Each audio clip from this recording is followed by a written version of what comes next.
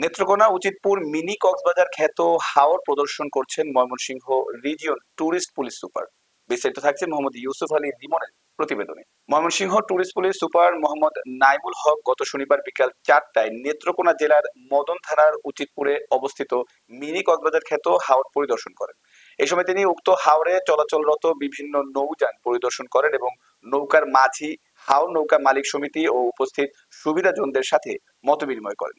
তিনি বলেন, বর্তমানে পর্যটন স্পটের প্রতি পর্যটক এবং দর্শনার্থীদের আগ্রহ বহুগুণ বেড়েছে। এই আগ্রহকে ধরে রাখতে হবে, তাই পর্যটকদের নিরাপত্তা নিশ্চিতে সব ধরনের ব্যবস্থা গ্রহণ করতে হবে।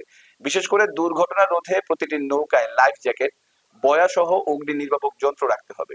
ট্যুরিস্টদের নিরাপত্তা নিশ্চিতে পর্যটন পুলিশ সবসময় কাজ করে যাবে।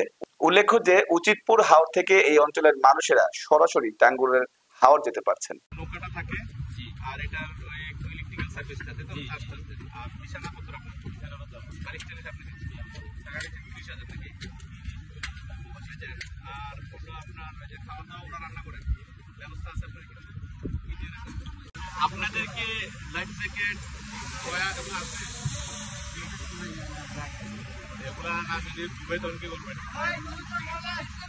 ঠিক করতে হবে দেবেন যে কিছু পরিমাণ হলেও যেন লাইফ জ্যাকেট তাইলে তার কারণ কি আপনার এগুলো রাখতে হবে কিন্তু কারণ আপনি যেহেতু টুরিস্ট নেন যদি ডুবে যায় তখন ওরা কি দিয়ে ভাববেন এগুলো লাগবে কিন্তু